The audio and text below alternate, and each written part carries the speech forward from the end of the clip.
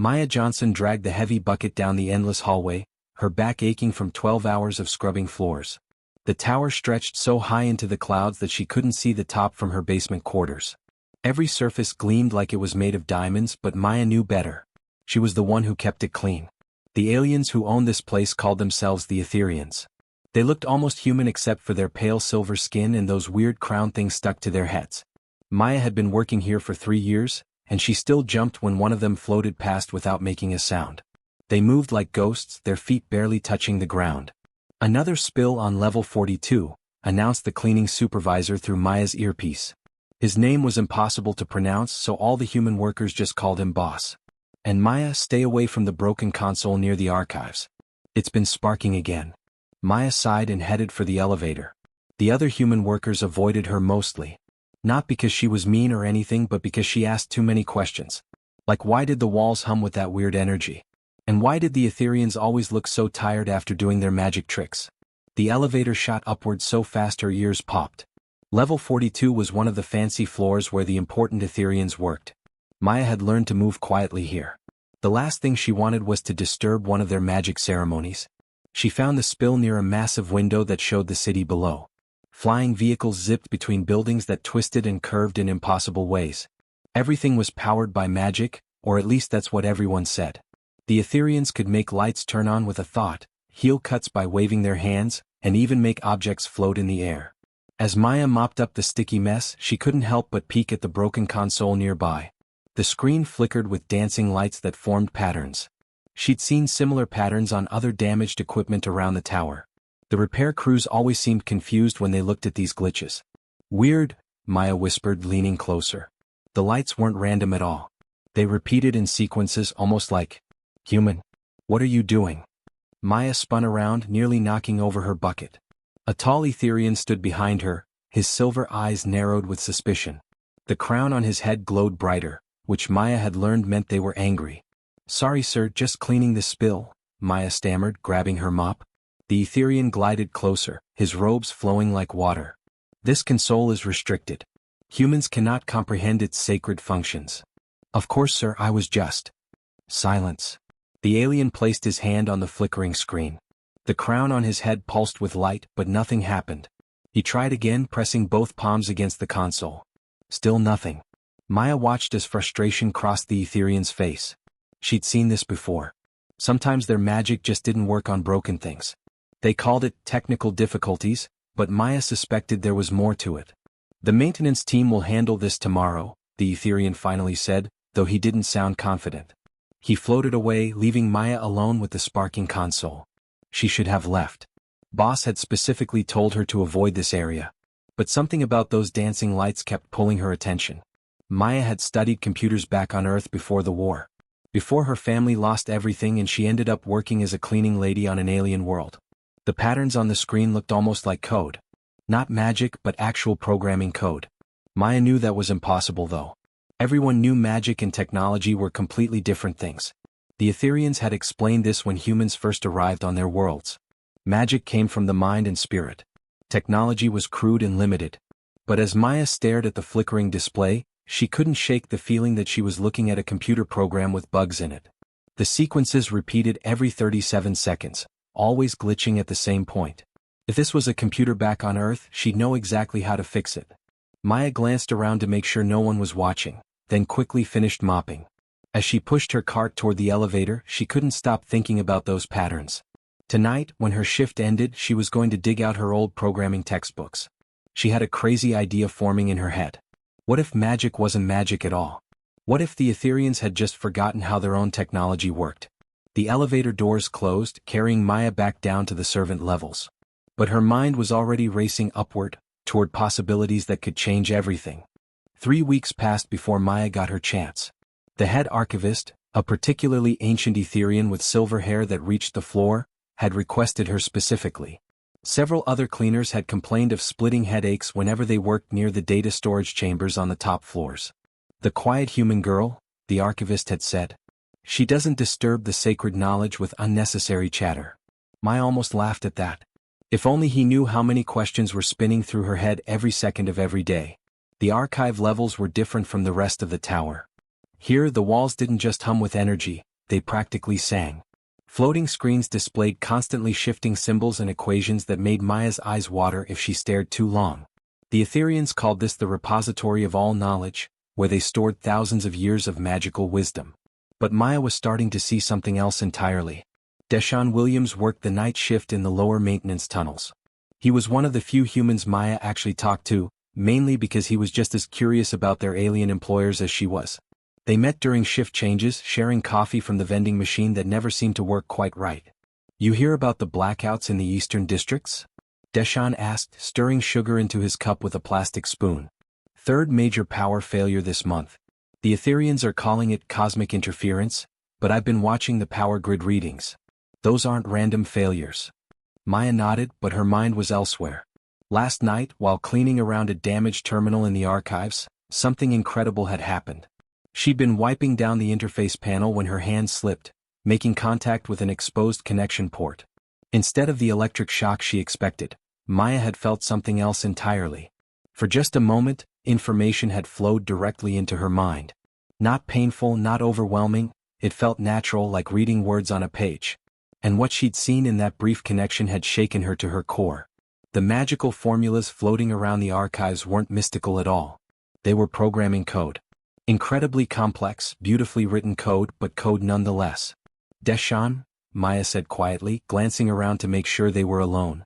"What if I told you that everything we think we know about magic is wrong?" He raised an eyebrow. "Wrong how?" Maya pulled out a small notebook she'd started keeping. The pages were covered with her attempts to recreate what she'd seen during that accidental connection. Numbers, symbols, logical structures that reminded her of the programming languages she'd learned back on Earth. "Look at this," she whispered, showing him a page of equations. "These aren't spell formulas. They're functions. Subroutines. Like instructions telling a computer what to do." Deshaun studied the notes, frowning. "But that's impossible. The Etherians have been using magic for thousands of years. They can fly, heal injuries, manipulate matter with their minds." "Can they though?" Maya asked. "Or are they just running programs through some kind of biological interface? Think about it. Why do they need those crown implants? Why does their magic sometimes fail on broken equipment? And why are we seeing more system failures lately?" The idea was so crazy it made Maya's head spin, but the more she thought about it, the more sense it made. The Etherians had clearly forgotten something important about their own history. Their magic was actually an incredibly advanced computer network that had been running automatically for so long that they'd forgotten it was technology. And if Maya was right, that technology was breaking down. That night, Maya volunteered to work an extra shift in the archives. She told her supervisor she needed the overtime pay, which was true enough. But what she really wanted was another chance to interface with the damaged systems. She found a maintenance terminal that had been acting up for weeks. The repair crews couldn't fix it because every time they tried to access it magically, the system crashed. But Maya had a different approach in mind. Taking a deep breath, she carefully placed her hand on the interface port again. This time, instead of pulling away in surprise, she let the connection stabilize. Information flowed into her consciousness like water filling a cup. She was inside the network now, seeing the actual code that powered their entire civilization. And it was beautiful, layers upon layers of quantum programming that made Earth's most advanced computers look like pocket calculators. But she could also see the problems. Memory leaks, corrupted data structures, recursive loops that were consuming system resources. The network was dying slowly but surely. And the Etherians, with their minds locked into magical thinking patterns, couldn't see the real problem. Maya smiled as she carefully disconnected from the system. She finally understood why the other cleaners got headaches up here. The failing network was generating electromagnetic interference that most humans found painful. But not Maya. Somehow, her unmodified human brain could interface with the system in ways the enhanced Etherian minds couldn't. She could see the bugs, understand the logical structures, and maybe even fix the problems. For the first time since arriving on this world, Maya felt like she had a purpose beyond just cleaning floors. Maya's hands shook as she showed her notebook to Deshaun during their usual coffee break. The pages were now filled with diagrams that looked nothing like the magical symbols the Etherians used, but everything like the programming code she'd studied back on Earth. "This is insane," Deshaun whispered, flipping through the pages. "You're telling me their entire civilization is running on a computer program that's falling apart?" "Not just falling apart," Maya said, pointing to a section covered in red ink. "It's been accumulating errors for thousands of years. Look at these memory allocation issues. And here, this recursive loop has been eating up processing power for who knows how long. Deshawn shook his head in amazement. But how is that possible? These aliens can make things float, heal wounds, travel between planets. Maya leaned forward, her voice dropping to barely above a whisper. Because their ancestors were incredible programmers. They built a quantum computer network so advanced that it could manipulate matter and energy at the molecular level. Then they modified their own brains to interface with it directly, using those crown implants.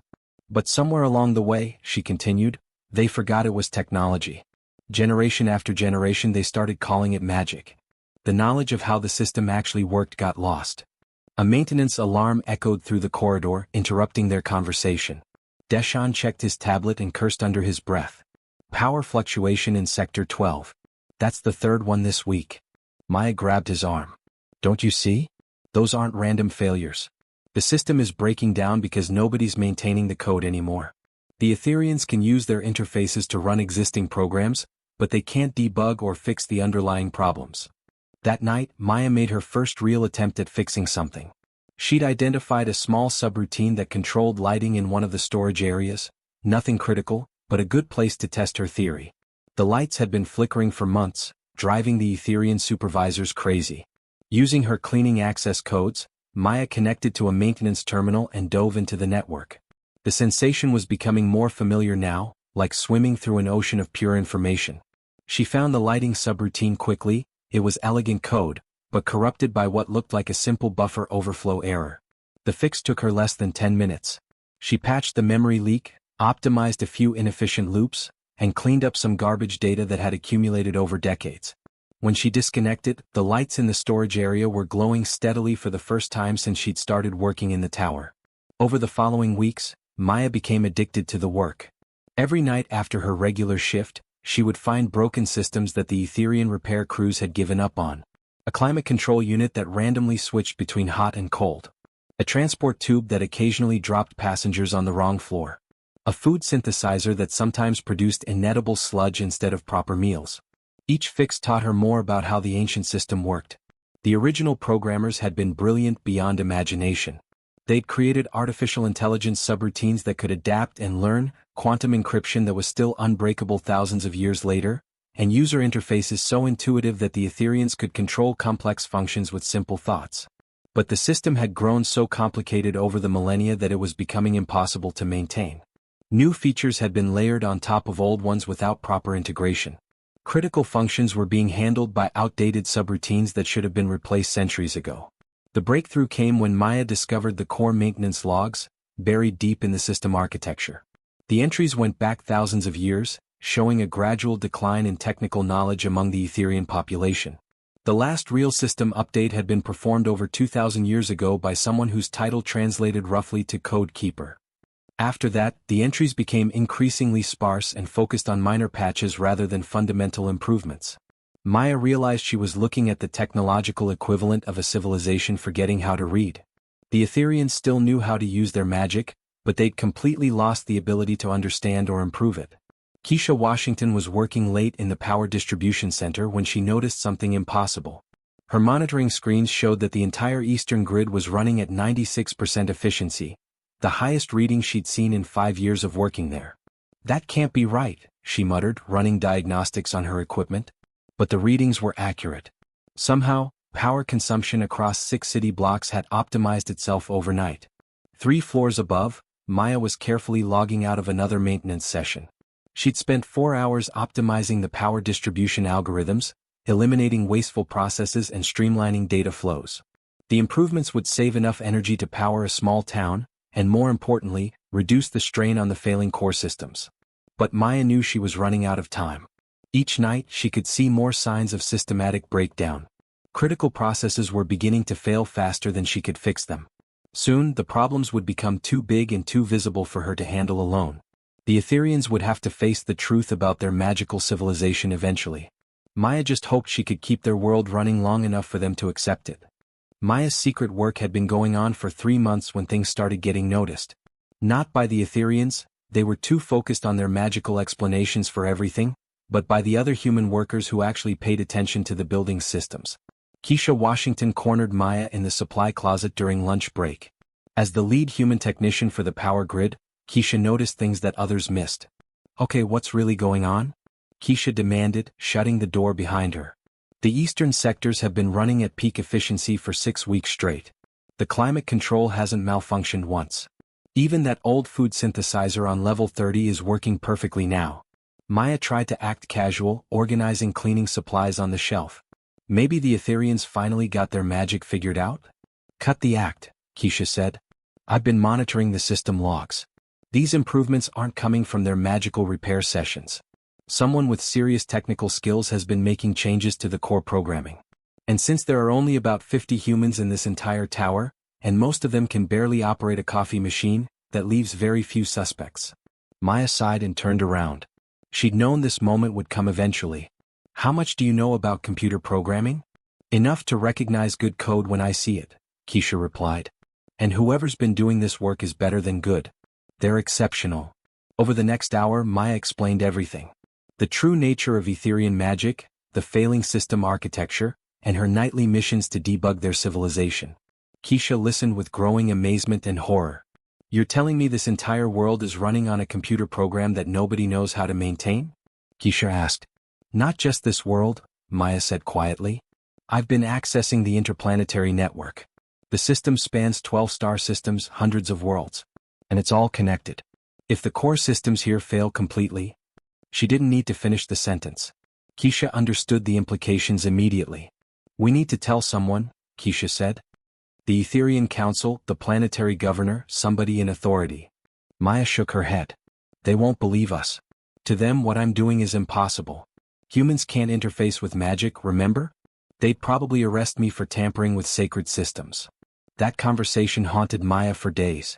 She knew Keisha was right about needing help, but she also knew the political reality. Humans were barely tolerated in Etherian society. No one would take their warnings seriously. The decision was made for her on a Tuesday morning when every alarm in the tower started screaming at once. Maya was mopping floors on level 60 when the building shuddered. Emergency lights bathed everything in red as the main power grid fluctuated wildly. Through the crystal windows, she could see the city's protective atmospheric dome flickering like a dying light bulb. All personnel to emergency stations, announced the building's AI system. Critical system failure detected in atmospheric processing. All non-essential functions shutting down. Maya dropped her mop and ran for the nearest computer terminal. The login screen was already flashing warnings about cascade failures throughout the city's life support network. If the atmospheric processors shut down, 8 million people would suffocate within hours. In the tower's command center, dozens of Etherians were frantically attempting magical repairs. Their crown implants blazed with silver light as they poured energy into the failing systems. But Maya could see what they couldn't. The problem wasn't with the individual components. It was in the master control algorithm that coordinated everything.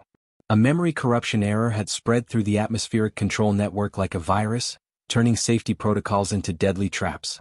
Every time the Etherians tried to restore normal function, their magical commands triggered new failures. Maya watched the system diagnostics on a nearby screen. They had maybe 30 minutes before total atmospheric collapse. The Etherians were brilliant at using their technology, but they were trying to fix a software problem with hardware solutions. I can fix this, Maya said quietly to herself. Then louder, I can fix this. A few Etherian technicians glanced at her with annoyance. One of them, his crown pulsing with frustrated energy, snapped, Silence, human. This is beyond your comprehension. But Maya was already moving toward the master control console. The Etherians were so focused on their failing magical attempts that they didn't notice her small human figure slipping between their workstations. The main interface was different from the maintenance terminal she was used to, but the underlying architecture was the same. Maya placed her hands on the control surfaces and dove into the network with desperate urgency. The scope of the problem was worse than she'd feared. The corruption had spread to 7 major subsystems and was growing exponentially. But Maya could see the pattern, trace the error back to its source. A single corrupted memory address in the atmospheric regulation kernel, probably damaged during a power surge weeks ago. Working faster than she'd ever worked before, Maya began isolating the corrupted processes. She rerouted critical functions through backup systems, purged damaged memory blocks, and rebuilt the corrupted algorithms from scratch. The work required her to hold dozens of complex logical structures in her mind simultaneously while making real-time modifications to code that controlled millions of lives. Slowly, the screaming alarms began to quiet. The atmospheric dome stabilized. Fresh air began flowing through the city's ventilation systems again. Maya disconnected from the interface and turned around to find every Etherian in the command center staring at her in stunned silence. Their crown implants had dimmed as their magical attempts became unnecessary. High Commander Velthara, the most senior Etherian present, stepped forward with an expression Maya had never seen before, not anger or contempt, but genuine confusion and perhaps a little fear. What did you do?" the commander asked. Maya wiped sweat from her forehead and gave the only answer she could. "I fixed your computer." The trial of Maya Johnson became the biggest news story in 3,000 years of Etherian history. For the first time ever, a human stood in the Great Council chamber, surrounded by the most powerful magical beings in the galaxy. The chamber itself was a work of art, crystal walls that stretched up into infinity, floating platforms where the council members sat, and holographic displays showing Maya's face to billions of viewers across 12 star systems. But Maya wasn't thinking about the spectacle. She was thinking about the nervous energy rippling through the building's computer network. Even now, she could feel the system struggling with minor glitches that no one else could perceive. "The accused stands charged with violation of sacred magical law, interference with divine systems, and practice of forbidden arts," announced High Magistrate Silthara. Her voice carried the weight of absolute authority, and her silver crown pulsed with barely contained power. Maya looked up at the floating platform where Silthara sat 20 feet above the chamber floor. "Your Honor, with respect, I haven't violated anything. I've been fixing problems that were killing people." A ripple of shocked whispers ran through the gallery. No human had ever spoken so directly to the High Magistrate. "Impossible," Silthara declared. "Humans cannot manipulate the sacred energies. You must have stolen magical artifacts or corrupted our systems with primitive technology." Maya almost smiled at that. If only they knew how primitive their thinking had become. "I'd like to make a demonstration," Maya said calmly. "With the court's permission, I can show you exactly what I've been doing." The council members exchanged glances. Several of them looked skeptical, others seemed curious. Finally, Silthara nodded. "Very well. But any attempt at deception or sabotage will result in immediate execution." Maya walked to the center of the chamber, where a massive holographic interface materialized around her. This was the court's ceremonial magical display system, designed to show the inner workings of their technology to the assembled council members. "What you call magic," Maya began, placing her hands on the interface, "your ancestors called programming." The moment she connected to the system, every screen in the chamber came alive with cascading lines of code. Not the mystical symbols the Etherians were used to seeing, but pure logical structures that revealed the mathematical foundation of their entire civilization. "This is blasphemy," shouted Council Member Riltar from his platform. "The sacred energies cannot be reduced to mere numbers and symbols." But Maya was already diving deeper into the network, pulling up historical data that the Etherians had forgotten existed. The screens now showed construction logs from thousands of years ago, written in an ancient Etherian dialect that the scholars had to translate in real time. "Project Genesis," Maya read from one of the logs. "The creation of a quantum consciousness network capable of manipulating matter and energy through directed thought. Phase 1, Neural Interface Development. Phase 2, Biological Enhancement of Etherian Brain Structures. Phase 3, Integration of Organic and Synthetic Processing Systems." The chamber fell silent as the implications sank in. Maya continued reading from logs that documented the gradual transition from pure technology to what the Etherians now called magic. "Your ancestors were the greatest programmers in galactic history," Maya explained. "They built a computer network so advanced that it seemed like divine power. But they made one critical mistake. They integrated it so thoroughly into their biology that future generations forgot it was ever artificial." Council member Thylene leaned forward on his platform. "Even if this is true, it changes nothing. The sacred energies flow through us. We command reality with our thoughts." "You run software with your thoughts," Maya corrected. "Very sophisticated software, but software nonetheless. And that software has been accumulating bugs and errors for 3,000 years because nobody remembers how to maintain it." To prove her point, Maya began making real-time improvements to the chamber's systems. The lighting became more efficient and pleasing. The air circulation improved, removing the stuffiness that everyone had accepted as normal. The sound system eliminated the feedback and distortion that had plagued council sessions for decades. "Stop this at once," Silthara commanded, but Maya could hear uncertainty in her voice. "I can't stop," Maya replied, her hands moving faster across the interface. "Because if I don't keep fixing these problems, your entire civilization will collapse within a generation." The screens now showed projection models that made the council members gasp in horror. System failure cascades spreading across star systems. Life support networks shutting down. Transportation grids failing. Entire planets becoming uninhabitable as their technological infrastructure crumbled. "The atmospheric crisis 3 weeks ago wasn't an isolated incident," Maya explained. "It was a symptom of system-wide degradation that's been building for centuries. Your magical repairs can temporarily restore function to individual components, but they can't address the underlying architectural problems." Council member Velnara spoke up from her platform. "What do you propose we do about this situation?" Maya finally disconnected from the interface and looked up at the assembled council members. For the first time since the trial began, she allowed herself to smile. "We work together," she said simply. "Humans can see the code that you've forgotten how to perceive. We can debug and maintain the systems that keep your civilization running. In exchange, you share the knowledge of how to interface with the network directly." "You're suggesting a partnership between our species?" Silthara asked, her voice barely above a whisper.